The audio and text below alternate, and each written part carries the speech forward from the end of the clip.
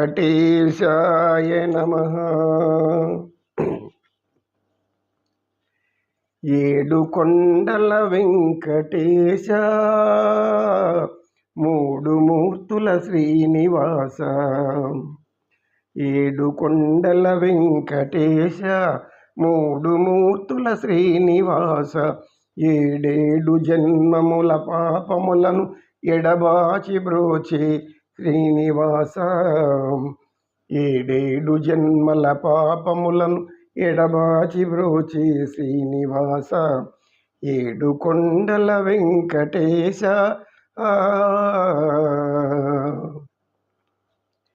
కోటికి పడగెత్తిన కోటీశుడు, నీ గుడి ముందర సామాన్యుడు. కోటికి పడగెత్తిన కోటీశ్వరుడు, నీ గుడి ముందర సామాన్యుడు. కోటి కోసం శ్రమపడే నిర్భాగ్యుడు, కోటి కోసం శ్రమపడే నిర్భాగ్యుడు. నీ కృపకెప్పుడు సమపాత్రుడు, నీ కృపకెప్పుడు సమపాత్రుడు. ఏడు కొండల వెంకటేశ. వెంకటరమణ సంకటహరణ. గురుగారు, కాలం కలిసి అన్నప్పుడు తాడే పామై కాటేస్తుంది అనే ఒక సామెత ఉంది.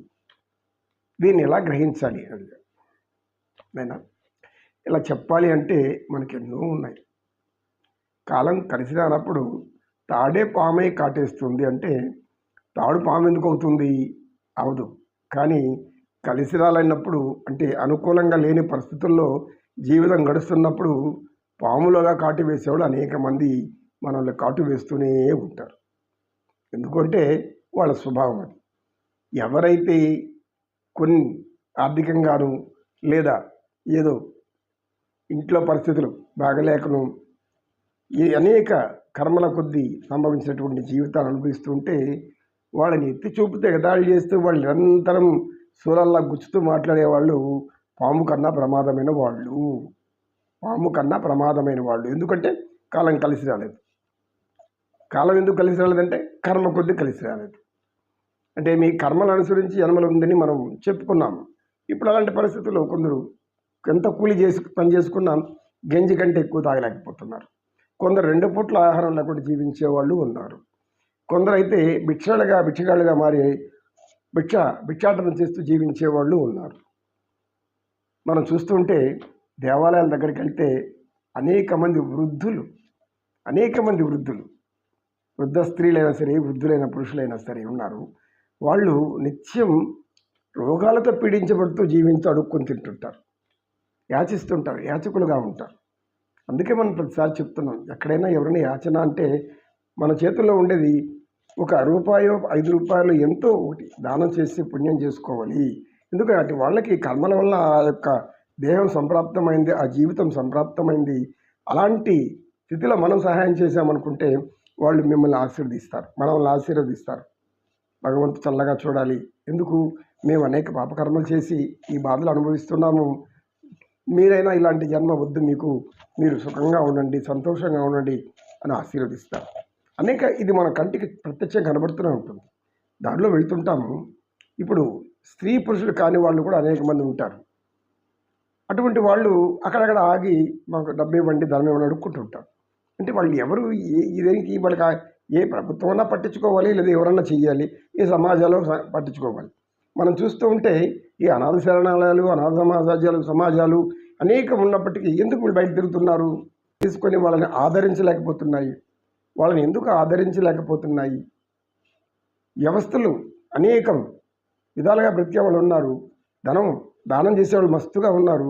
అయినా ఇలాంటి వాళ్ళు బయట తిరుగుతున్నారంటే కారణమేమి? ఎవరు దీనికి కారణం? మనం ఏం చెప్పలేం దానికి. ఇది కాలం కలిసి రానప్పుడు తాడే పామై కాటు వేస్తుంది అంటే ఇప్పుడు వారు ఆ స్థితిలో అనేక మంది ఉన్నప్పుడు మనం అలాంటి స్థితిలో ఉంటే ఎలా ఉంటుందని ఊహించుకున్నామంటే అంతకంటే భీకరమైన బాధ ఇంకొకటి కాదు. చలికి, ఎండకు, వానకు కూడా అక్కడ ఎండుతూ అదే పరిస్థితిలో ఉంటారు వాడు. మనం అది చూస్తూనే పోతుంటాం. దయాద్ర హృదయులు, ధర్మం చేసేవాళ్ళు, దాన గుణం కలివారు, సత్వగుణులు మంచితనం ఉన్నవారు అందరూ చల్లని మనసు ఉండేవాళ్ళు అనేక మంది ఉన్నారు. దానం చేస్తూనే ఉంటారు. కనుక ఇక పట్టించుకోవాల్సింది ఎవరు అంటే ఎక్కడెక్కడ ఏ సమాజంలో ఎవరు అధికార ప్రతినిధులు ఉన్నారో వాళ్ళు ఇటువంటి వాళ్ళని పట్టించుకొని తీసుకుని అనాథ శరణాలయాలను లేదా వాళ్ళకని వయోజన వృద్ధాశ్రమాలను ఏర్పరచు వారిని పోషించేది అది ఎవరి పరిపాలకులు చూడాలి. ఇవన్నీ కూడా పట్టించుకుంటే మన ముందు కనబడుతూ ఉంటాయి. అలాంటి జీవితాన్ని రావడానికి కారణం ఏమైనా ఆలోచిస్తే మనకు అర్థం కాదు. ఎందుకు వాళ్ళు అలాంటి జీవితాన్ని గడుపుతున్నారు, ఎందుకు అలా ఉన్నారు? మనం అనేకం లేవని బాధపడుతూ ఉంటాం. నాకు అది లేదు, ఇది లేదు, ధనం లేదు, భూమి లేదు, లేకపోతే ఇల్లు లేదు, లేకపోతే ఇంకేదో లేదు. వాళ్ళకన్నా మనకు ఉన్నతమైన స్థితి ఉందని మనం అలా అనుకోం. ఎప్పుడు గొప్పగా అది ఎవరో చాలా గొప్పగా ఉన్నత స్థాయిలో ఉంటారు వాళ్ళని తలుచుకొని అలాగ నేను ఎందుకు లేను, హెలికాప్టర్ నేను ఎందుకు తిరగలేను, విమానంలో నేను ఎందుకు తిరగలేను, అనేక సుఖలాలస భోగాలను ఎందుకు అనుభవించలేను, ఇలా అనుకుంటూ ఉంటే అంటే మనకంటే గొప్పగా ఉన్న వాళ్ళతో పోల్చుకుంటే మానసిక సమస్య వస్తుంది, మానసిక దుఃఖం వస్తుంది, మానసికమైన బాధ వేస్తుంది. ఇవన్నీ కూడా ఏమవుతుంది రాను మనసుని వికలం చేసి కకావికలం చేసి మనల్ని ఎక్కడికో తీసుకెళ్ళిపోయి ఒక మానసిక రోగిగా మార్చేస్తుంది. అంతకంటే ఇంకేం లేదు. వైద్యశాలలో చూస్తుంటే అనేక మానసిక రోగులతో వైద్యశాలలు కిటకిటలాడుతూ ఉంటాయి. ప్రభుత్వ వైద్యశాలలు చూస్తుంటే అక్కడికి వెళ్ళి చూసామంటే వికలాంగులను చూస్తుంటే ఇంకా బాధ వేస్తుంది. అక్కడ చిన్న వయసు పిల్లలు కూడా వాళ్ళకి ఏమి తెలియని స్థితిలో అక్కడే అన్ని కార్యక్రమాలు చూసుకుంటూ జీవిస్తుంటారు. వాళ్ళని ఆదరిస్తున్నారు, అందరూ దానం కూడా చేస్తున్నారు. అట్లాంటి కొన్ని పుణ్యమైనవి ఉన్నాయి. ఇంకా బయట కొంతమంది తిరుగుతున్నారు. ఇలాంటి ఈ విషయాలన్నీ కూడా మనం ఆలోచిస్తే ఎందుకు అనే ప్రశ్నకు జవాబు ఎవ్వరు చెప్పలేరు. దాన్ని చెప్పగలిగేది మన హైందవ సనాతన జ్ఞానం ఒక్కటి మాత్రమే. కనుక మన జ్ఞానాన్ని మనం విమర్శించుకోకూడదు, మనవల్ని మనం విమర్శించుకోవాలి, మనవల్ని మనం లోపల అంతా తొంగి చూసుకోవాలి.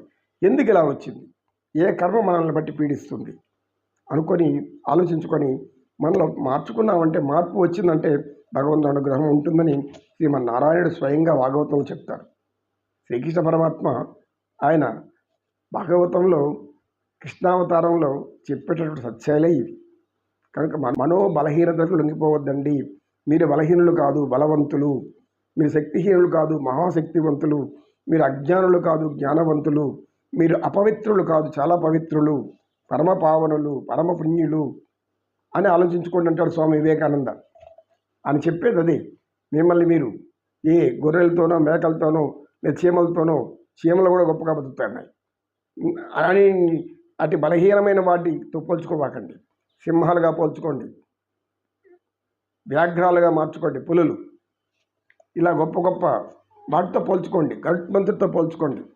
గరుత్మంతుడు శ్రీమన్నారాయణ వాహనమై నారాయణ మోస్తున్నటువంటి వాహనంగా తిరుగుతున్నటువంటి మహాపుణ్యాత్ముడు. అతను తల్లి దాస్యాన్ని విడిపించినటువంటి మహా గొప్ప తల్లి భక్త పరాయణుడు.